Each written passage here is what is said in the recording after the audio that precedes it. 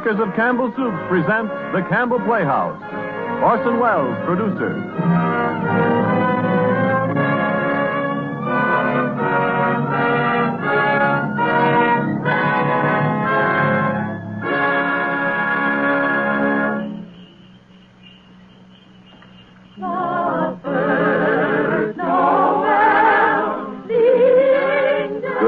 This is Orson Welles. There are clearly a number of ways in which a Christmas carol could be introduced. Myself, I am most struck by the happy fortune that enables us on this Christmas Eve to present Mr. Lionel Barrymore, the best-loved actor of our time, in the world's best-loved Christmas story, A Christmas Carol. When Charles Dickens presented this little story to the world almost 100 years ago, it found an instant response in the hearts of people everywhere who saw in it their favorite fictional chronicle of what Christmas is and what Christmas means to all the simple people of the earth. From the day of its first printing, families have been innumerable in which there has remained unbroken the tradition that the reading of A Christmas Carol was an item indispensable to a proper observance of the most important of days. It is the American way, as we know, to establish traditions quickly where popular instinct and sentiment pronounce them sound. And so it is that today, actually only the 5th anniversary of Mr. Lionel Barrymore's first playing of the part of Ebenezer Scrooge for the Campbell Playhouse, there is, I think, in all America nothing more eagerly awaited, more firmly rooted in the hearts of the radio family that numbers millions, than this yearly performance of A Christmas Carol. A Christmas Carol, as Charles Dickens wrote it, has by common consent long been a classic. Mr. Lionel Barrymore's appearance in it is rapidly becoming one. And now, just before A Christmas Carol, Ernest Chappell has a special Christmas greeting from the makers of Campbell Soups. Mr. Chappell? Thank you, Orson Welles. As the old year draws toward its close, we of Campbell's feel a bond of warmth and gratitude toward each of you, our friends. For you see, in homes everywhere throughout the land, Campbell's Soups have been welcome.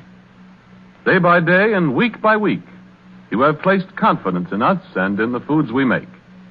And there isn't anything we appreciate more deeply than the fact that so many of you have elected to let Campbell's make your soups for you. And so when Christmas comes, we look about to find some way to show our appreciation, some Christmas present by which to say thank you. The gift we chose 5 Christmases ago and have chosen each year since has become a part of Christmas to many and many a family. It has become a Christmas custom, as Mr. Wells said, to gather round the radio to hear and to enjoy A Christmas Carol. And since it is Christmas Eve, we hope, too, that the younger members of the family are permitted to stay up and listen before dreams and visit of Santa. We get a great deal of pleasure planning and preparing this Christmas gift, and now it's ready. Off come the wrappings. Off come the tags that say, please do not open till Christmas. Out comes the card.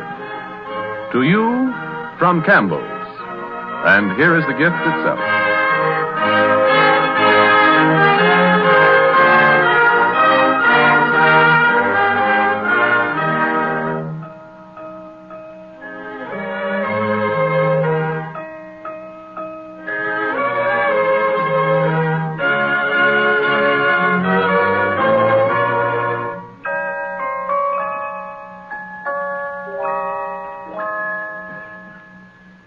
Marley was dead to begin with. There's no doubt whatever about that. The register of his burial was signed by the clergyman, the clerk, the undertaker, and the chief mourner. Scrooge signed it. And Scrooge's name was good upon change for anything he chose to put his hand to. Old Marley was as dead as a doornail. Scrooge knew he was dead? Of course he did. Scrooge and Marley were partners for I don't know how many years. But he was a tight-fisted hand at the grindstone, was Scrooge. A squeezing, wrenching, grasping, scraping, clutching, covetous old sinner. And once upon a time, of all the good days in the year, on Christmas Eve, old Scrooge sat busy in his counting house, a grim, cheerless place if ever there was one. The door of Scrooge's counting house was open that he might keep his eye upon his clerk, Bob Cratchit, who in a cold and dismal little cell beyond worked at his ledgers. 19, 20, 21, 22. Brief gentlemen, let nothing you dismay. 23, 26, 29. 9 carry 2. Christmas Day. 11, 13, 17, 7. Bob Cratchit. Yes, Mr. Scrooge? Stop that infernal caterwauling. Yes, sir. 9, 15, 17, 29, carry 1. Impudence. Singing their idiotic Christmas carols in my very door. Go on! Get away from my door! Go somewhere else and bellow your blasted carols or I'll give you in charge. Sorry, Governor. It's an old custom at Christmas time, you know. Yes, and I don't want any of your old customs. Take your fellow fools and go away. Christmas. Blah. Right, sir. Merry Christmas anyway, sir. Ah. Now you get that letter from Higgins and Blackthorn, Cratchit, and then I want you to finish posting this ledger, and after that you can pop over to Fothergill's and tell Ephraim Fothergill you've come after the 17 shillings and 6pence he's owed me since Michaelmas. And tell him I shall have a constable over there if he doesn't pay up at once. Mr. Fothergill's wife has been ill, sir. Oh, what do I care about his wife? I want my 17 and 6. I just thought it being Christmas, sir. Christmas.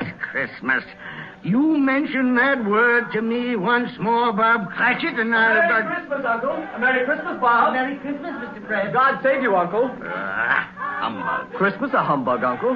Now, I'm sure you don't mean that. I mean just that. Exactly that. Merry Christmas. What right have you to be merry? What reason have you? You're poor enough. Well, what right have you to be dismal about Christmas, Uncle? You're rich enough. Yeah. Now, Uncle, don't be cross. Well, what else can I be when I live in such a world of fools? What's Christmas to you but a time for paying bills without money? Merry Christmas. A time for finding yourself a year older and not an hour richer. If I could work my will, every idiot who goes about with Merry Christmas on his lips would be boiled with his own pudding and buried with a stake of holly through his heart. He should. Uncle? Now, nephew, keep Christmas in your own way and let me keep it in mine. Keep it, but you don't keep it, Uncle. Well, let me leave it alone, then. What do you want? A Christmas gift, I've no doubt. I came to wish you a Merry Christmas, Uncle. A Merry Christmas. Much good may Christmas do you. Much good it ever has done you. There are many things from which I derived good, by which I have not profited materially, I dare say, Uncle. Christmas among the rest. But I have always thought of Christmas time as a good time. A kind, forgiving, charitable, pleasant time. And therefore, Uncle, though it has never put a scrap of gold or silver in my pocket, I believe it has done me good and will do me good. And I say, God bless it. God bless Christmas. Hurrah! Let me hear another sound out of you there, Bob Cratchit, and you'll keep your Christmas by losing your situation. Yes. As to you, nephew, I wonder you don't go into Parliament. You talk enough nonsense. Oh, don't be angry, Uncle. I want nothing from you. I ask nothing of you. Why can't we be friends? Good afternoon. I'm sorry you feel that way. Well, I've tried. A Merry Christmas to you, Uncle. Good afternoon. And a Happy New Year, too. Humbug. And a Merry Christmas to you, Bob, and the missus, and to Tiny Tim. Thank you, Mr. Fred. Same to you, sir. Good day, sir. Good day, Bob. Nonsense. Twaddle. Flummery. The talking of Christmas and not 2 sixpences to jingle together in his trousers pocket. Hey, you there, Bob Cratchit. Come here. What are you doing there? I was only putting a bit more coal in the fire, Mr. Scrooge. Seeing it's so cold in there, sir. You put that coal back into the scuttle. A fire. A fire, indeed. I can tell you, if you use coal at that rate, you and I will soon be parting company, Bob Cratchit. You understand that? There's many a young fella like your situation, you know. I'm sorry, sir. My fingers were getting a little stiff with the cold. Well, then put on your mittens. There's someone at the door. Go on, see who it is. Yes, sir. Good afternoon, sir. Good afternoon. This is the firm of Scrooge and Marley. Yes, sir. I should like to see the head of the firm, if I may. Oh, very good, sir. What is it? A gentleman to see you, Mr. Scrooge. Huh? Have I the pleasure of addressing Mr. Scrooge or Mr. Marley?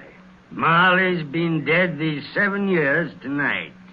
I'm Scrooge. Well, now, Mr. Scrooge, at this season of the year, it's only fitting that we who are more fortunate should raise a fund to buy the poor some meat and drink and means of warmth. You may not believe it, sir, but many thousands are now in want of common necessities. And hundreds of thousands are in want of the simplest comforts. Are there no prisons? Well, there are plenty of prisons, sir. And the workhouses, they're still in operation, I trust? I wish I could say they are not, but they are, sir. The treadmill and the poor law are in full vigor, then? Both very busy, sir. I'm glad to hear that. I was afraid from what you said at first that something had occurred to stop them in their useful course. No, sir, all these institutions that you mention are flourishing. But it's nevertheless true that some additional provision for the poor and the destitute must be made. A few of us upon change are endeavoring to raise such a fund, you see. And what shall I put you down for? Nothing. Oh, I see. You wish to be anonymous, sir. I wish to be let alone. I don't make merry myself at Christmas time, and I can't afford to help make a lot of idle people merry. I help to support the establishments that take care of the poor. They cost enough. Let those who are badly off go there. Many can't go there, sir.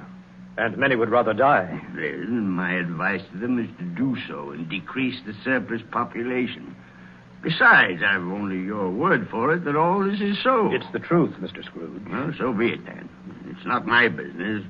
It's enough for a man to understand his own business and not to interfere with other people's. Mine occupies me constantly. Good afternoon, sir. I quite understand, Mr. Scrooge. Good Cratchit. afternoon. Show this gentleman out. Yes, sir. This way, sir, please. Sir, I couldn't help overhearing. I should like to contribute tuppence. Cratchit. Yes, sir. It isn't much, but it's all I can afford. But there are others in worse situation than I. You're a generous fellow. I wish I might say so of your employer. Cratchit. Yes, sir. Good afternoon, sir. Good afternoon. Cratchit. Merry Christmas. Merry Christmas. Yes, sir. Close the door. Yes, sir. 24, 31.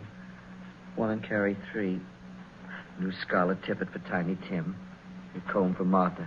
33. 3 and carry 3. A hair ribbon for Belinda. 4, 7, 12, 15. Cratchit. Yes, sir. It's too late to have you go to Fothergill's. He'll be closed up for Christmas like these other fools. We may as well close up the place now. Yes, sir. It is getting a little dark. Hard to see the figures. I suppose you'll want the entire day tomorrow. If it's quite convenient, sir. It's not convenient. And it's not fair, either. But I suppose I can't do anything about it. If I was to stop half a crown of your wages, you'd think yourself very ill-used, I'll be bound. Well, sir, Yeah, but you don't think me ill-used when I pay a day's wages for no work. It's only once a year, sir. Once a year. Once a year, indeed. A fine excuse for picking a man's pocket every 25th of December. But I suppose there's no good talking. You must have the whole day. Well, see that you're here all the earlier the next morning. You understand? Oh, I will, sir. I will indeed. Good night, sir, and Merry Christmas. Merry Christmas.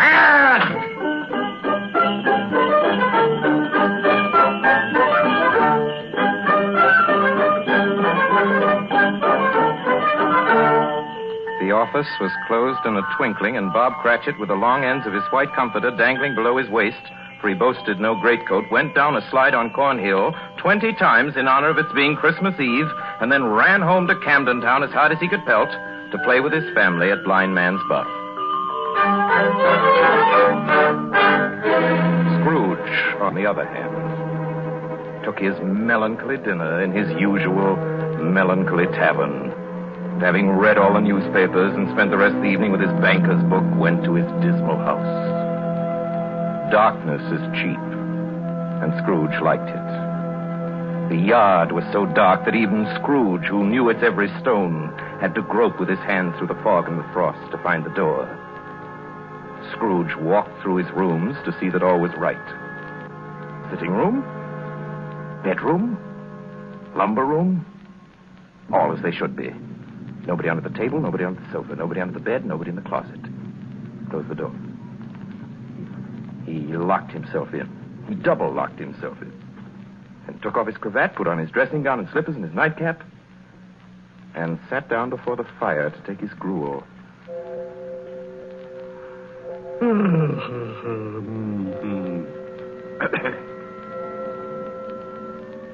Marley.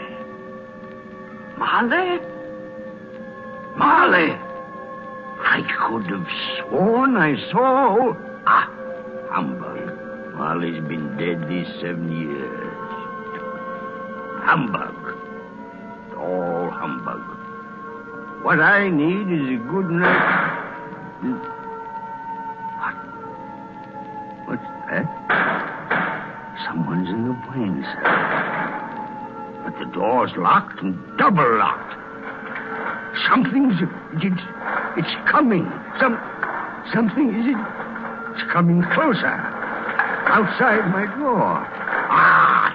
Stop. I won't believe it. It's humbug still. Ebenezer Scrooge. Ebenezer Scrooge. Marley. Oh, no. What do you want with me? I want much of you, Ebenezer. Who are you? Ask me who I was. You're very particular for a ghost. All right, then. Who were you? In life, I was your partner, Jacob Marley. Jacob Marley. But you're dead. You died 7 years ago. 7 years ago this very night. You are a ghost, then. What's wrong, Ebenezer? Don't you believe in me? I do not.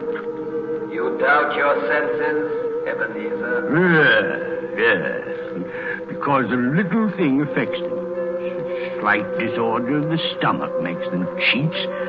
You can't be a ghost. You may be an undigested bit of beef, or a blot of mustard, or a crumb of cheese, a fragment of an underdone potato.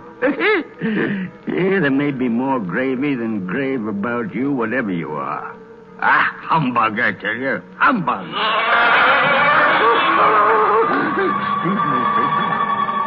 Excuse me. I do believe in you. You are a ghost, Jacob. Thank you.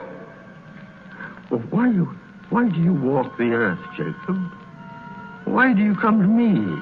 It is required of every man that the spirit within him should walk abroad among his fellow men and travel far and wide to witness what it cannot share, but might have shared on earth and turn to happiness.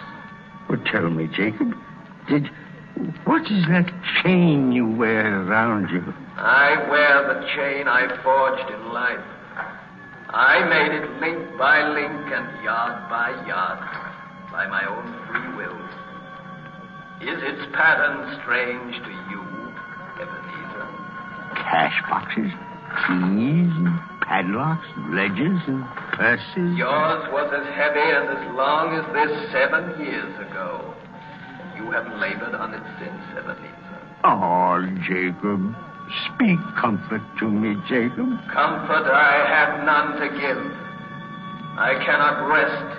I cannot stay. I cannot linger. Weary journeys lie before me. You travel fast? Yes, Ebenezer. On the wings of the wind. 7 years dead and traveling all the time? 7 years, Ebenezer. 7 years of remorse. Ebenezer, do you know that no space of regret can make amends for one life's opportunities misused? But you were always a good man of business, Jacob? Business? Mankind was my business. Charity, mercy, benevolence, they were all my business.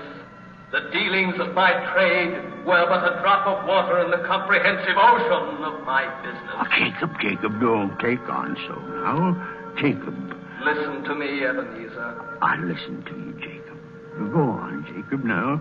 Speak to me, but don't be so flowery. Ebenezer, I am here to warn you that you have yet a chance and hope of escaping my fate. Do you hear that, Ebenezer? Yes, Jacob. Yes, you always were a good friend to me, Jacob. Thanks, Jacob. But go on. How shall I escape? Oh, I'm afraid, Jacob. You will be haunted by 3 spirits. Is that the only chance and hope, Jacob?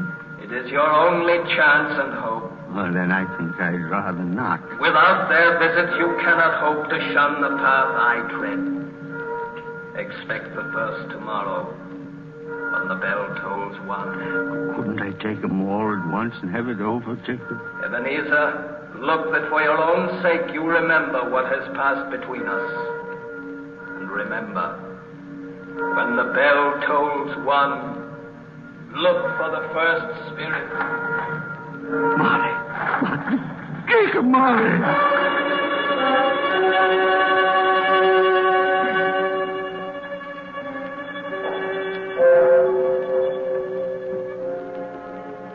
Scrooge awoke. He was lying on his bed fully dressed.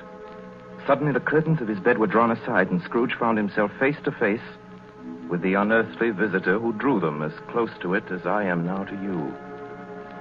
And I am standing in the spirit at your elbow. It was a strange figure, like a child, yet not so like a child as like an old man. Its hair, which hung about its neck and down its back, was white as if with age. And yet the face had not a wrinkle in it, and the tenderest bloom was on the skin. The arms were long and muscular, the hands the same, as if its hold were of uncommon strength. Ebenezer Scrooge.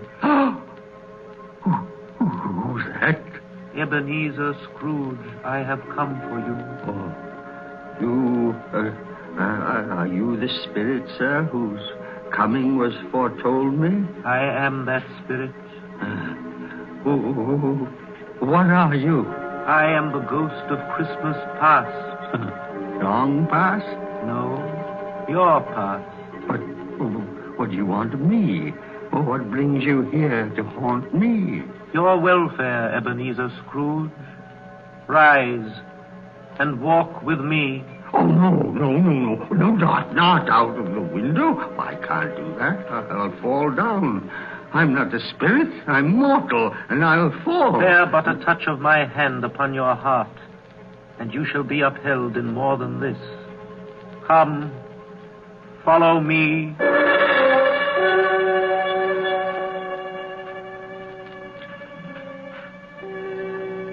Where are we? What's become of the city?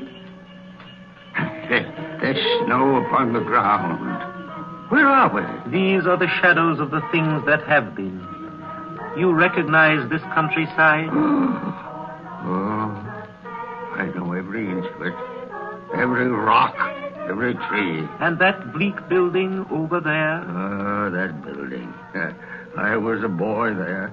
Yes, I went to school in that horrible place. Do you recollect that path? I could walk it blindfold. Strange you should forget it so many years. Come, let us go closer. Look through the window into that cold, barren room. What do you see, Ebenezer Scrooge? I see a boy. A solitary child, neglected by his family, alone. Yes, I see. I know that boy. Oh, I was so lonely. Poor boy. Your lip is trembling, Scrooge. And what is that on your cheek? It's nothing at all. I wish I... it's too late now. What's the matter? Nothing. The waits came to my door singing Christmas carols last night, and there was a boy like that among them. A poor, pale, thin little boy in a ragged coat. I should like to have given him something, that's all. Is that all? Come, Ebenezer Scrooge. Let us see another Christmas.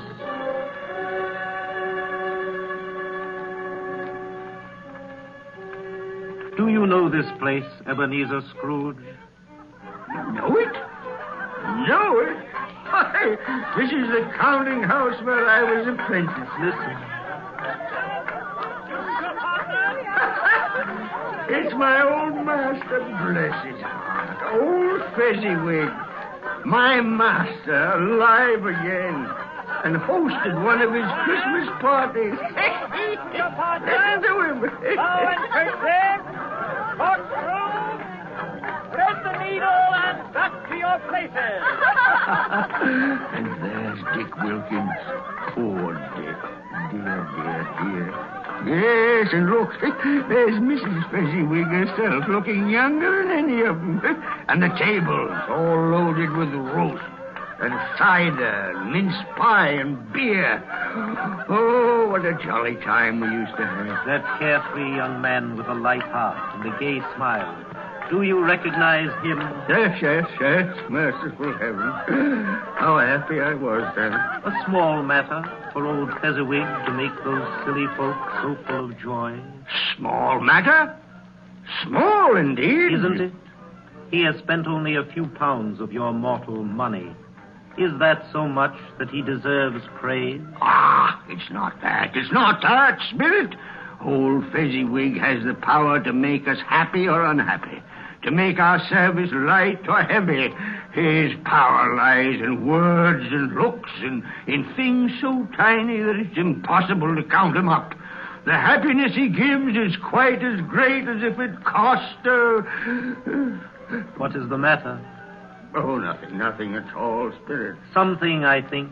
No. Speak. Well, only it's just that I should like to be able to say a word or two to my clerk, Bob Cratchit. That's all.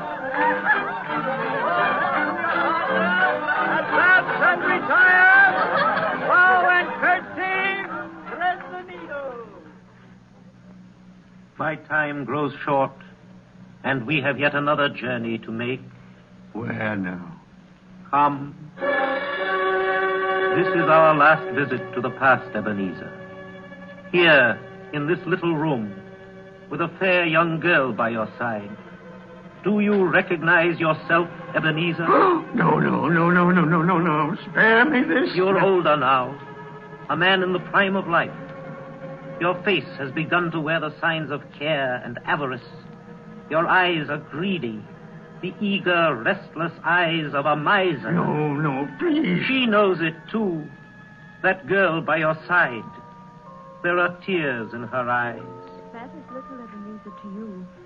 Very little. I know that. Belle, have I changed toward you? When we were engaged, we were both poor. Was it better then? Better to be poor? Better at least to be happy. You're changed. You were another man then. I was a boy. Do you blame me because I've grown wiser? Have I ever tried to break our engagement? In words, no. Never. In what, then? In a changed nature. In an altered spirit. In everything that made my love of any value in your sight. So I release you from your promise. Belle. Oh, at first it may cause you pain to lose me. A very brief pain. But soon it will be dim. Like a half-remembered dream. An unprofitable dream. And you will be glad to be awake from such a dream. May you be happy in the life you have chosen, Ebenezer. For the love of him you once were. It's enough. Show me no more. Take me home. These were shadows of the things that have been. That they are what they are. Do not blame me. No more. One shadow more. Come. Do you see this man, Ebenezer Scrooge? This man might have been you. And the woman beside him, your wife. And that girl.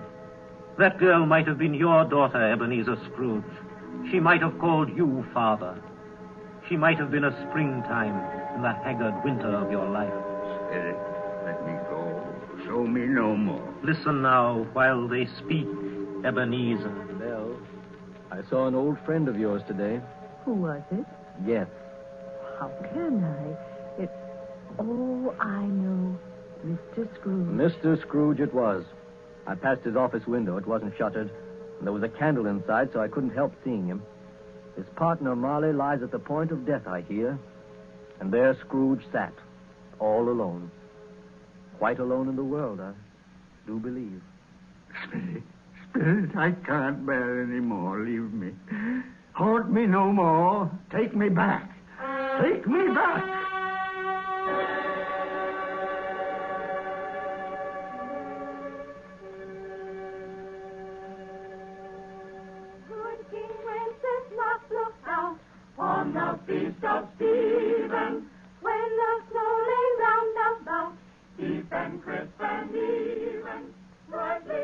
are listening to the Campbell Playhouse, bringing you tonight the 5th annual presentation of Charles Dickens' A Christmas Carol, produced by Orson Welles and starring Lionel Barrymore as Scrooge.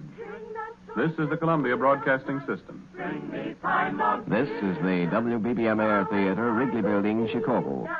When we bear them fearless, sage and monarch, forth they went together.